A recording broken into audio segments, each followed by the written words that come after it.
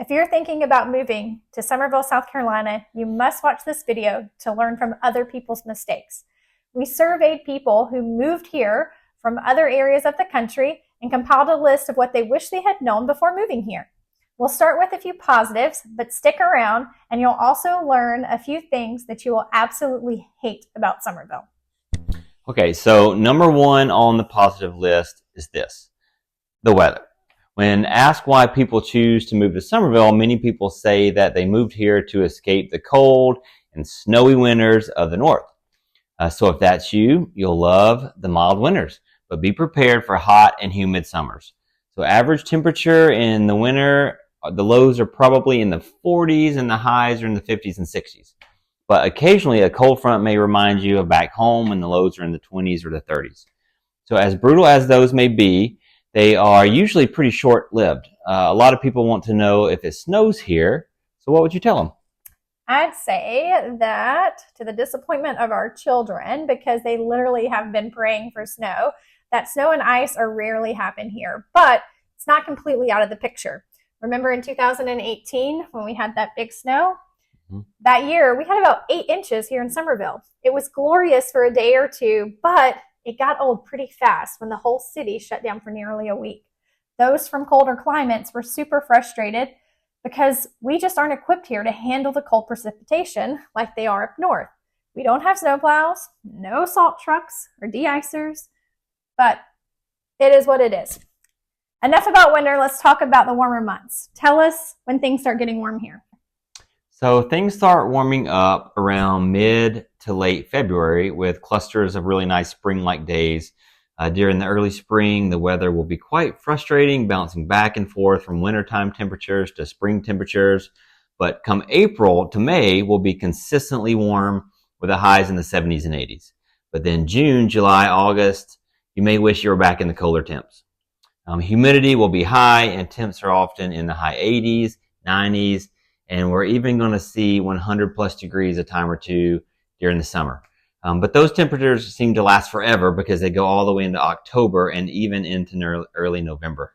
All right, number 2 on our positive list is that Summerville is an active community. Summerville is unique because despite its size, it continues to preserve the feel of a much smaller town. We think this is in part because of the central town square area, which is called Hutchinson Square. What are your favorite things about Hutchinson Square in the downtown area? Well, it's pretty much the heart of Summerville, where the majority of the festivals and activities take place. So if you want to stay low-key and keep to yourself, you can. But if you want to live in the city where you can be involved and feel like you're a part of the community, Summerville can check all of those boxes. So what are your favorite events in Summerville? Well, I love the regular occurring events such as Third Thursday, local concerts in the square, and the farmers market every Saturday morning. I think these regular events help keep residents connected to the community.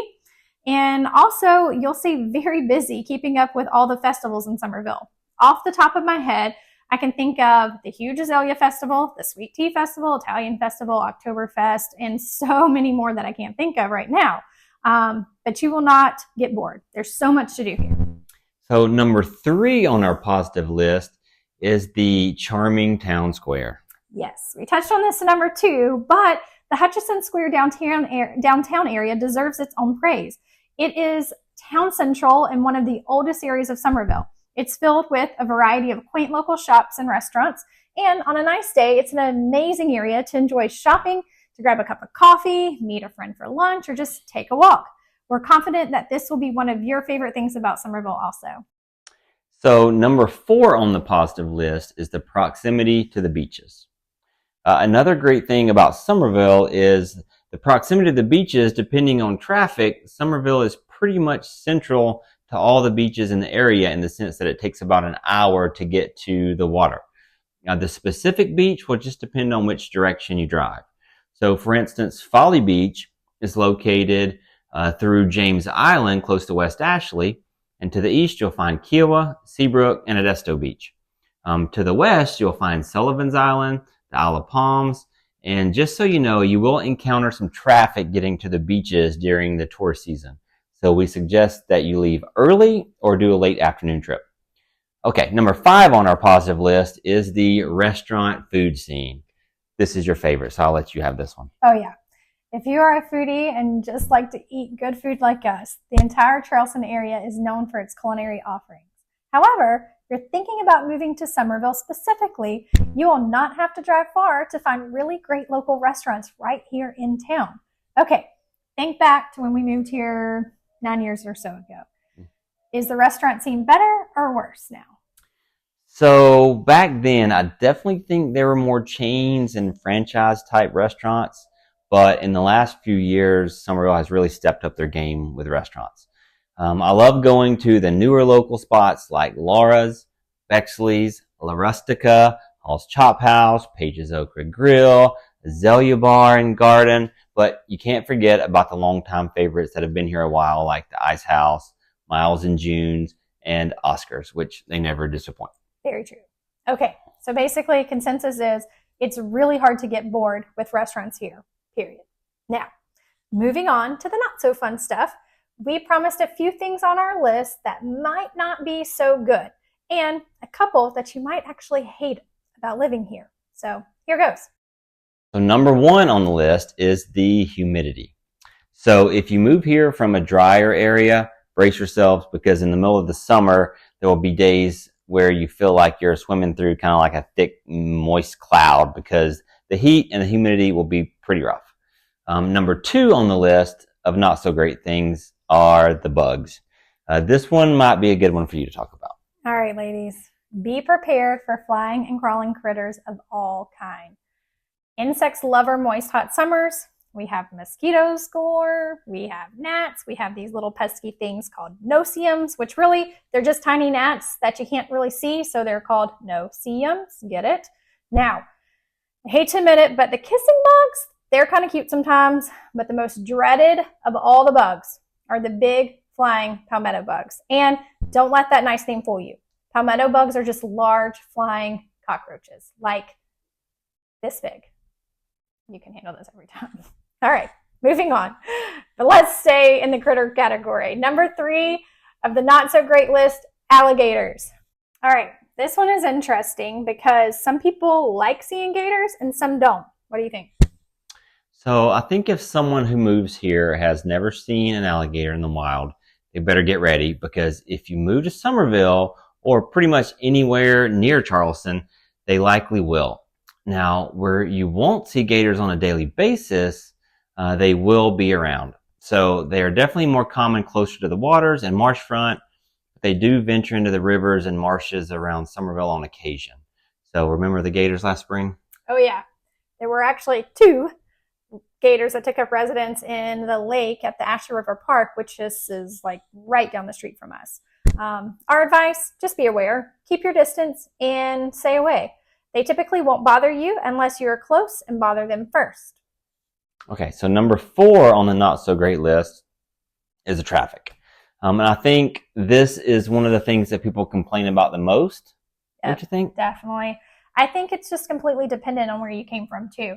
If you come from a small little town in the country, then yes, you will hate the traffic here. But if you come from a highly congested area, such as Atlanta, which has happened to be where I'm from, then traffic here is just, I'm curious, do you think traffic will improve or do you think it will get worse? So I definitely don't think it will get any better anytime soon, but everyone should know that the growth has happened much faster than the road improvements have been able to keep up with. So it's a known problem and an ongoing problem and a pain for Summerville. Definitely. Number 5 on the not so great list is hurricanes. Not much to add here because we live near the ocean, and what comes with that is the risk of hurricanes and tropical storms. But the positive thing about hurricanes compared to other natural disasters such as tornadoes and earthquakes is we typically get a good bit of warning and can plan accordingly. We will know at least a few days in advance if one is headed our way, and depending on the strength, you can decide if you want to leave or stay. Closer to the coast will of course take the brunt of the storm, but even in Summerville, we will be affected by high winds and flooding. And that brings us to the number 6 not so positive thing on the list, which is flooding potential. It's not called the Low Country for nothing, guys. We are pretty much at sea level here, and as a result, flooding is unfortunately a thing. Flooding risks are the highest when a big storm system passes through, but Even after a few consecutive days of rain, we can leave some areas a little soggy and underwater. What's your take on flood insurance? Do people need it if they move here? Well, flood insurance is definitely something to consider when buying a new home, but it's often an expense that most people don't even consider when they're factoring in their mortgage. Some houses and neighborhoods will be in designated flood zones, and those areas will be required to have flood insurance, especially if you're financing that house. If you're not in a designated flood zone, we still encourage you to do some research and decide if the flood insurance is right for you. Absolutely. Okay, that brings us to number 7 on the not so great list, and it happens to be the last, but it's the car tag tax. This one actually really surprised me, but it was mentioned several times in our survey by people who moved to Summerville from other areas, particularly other states. This is not a standard of Summerville itself, but rather of South Carolina as a whole. So apparently every state does differently on car registration and different things like that. And people were surprised that they have to pay a property tax on their vehicle every year here in order to renew their tags. The assessed tax amount is based on the value of your car and is usually a couple $100s to several $100s. This is usually an expense that takes new residents by surprise, so we decided to give you a heads up so you can be prepared. So that wraps up our list of things people who moved to Summerville, South Carolina wish they knew before they moved here. So don't let the negatives weigh too much in on your decision, because it's truly a wonderful place to be. And since spring is coming and it is the most beautiful time of the year, in our next video, we'll give you 10 fun activities to do in Charleston area with your kids this spring. It should be a fun one, so be sure to tune in for that one. Absolutely. And if you have any questions regarding this video or Summerville in general, please reach out to us. We are here and want to be your community and real estate experts. Bye-bye.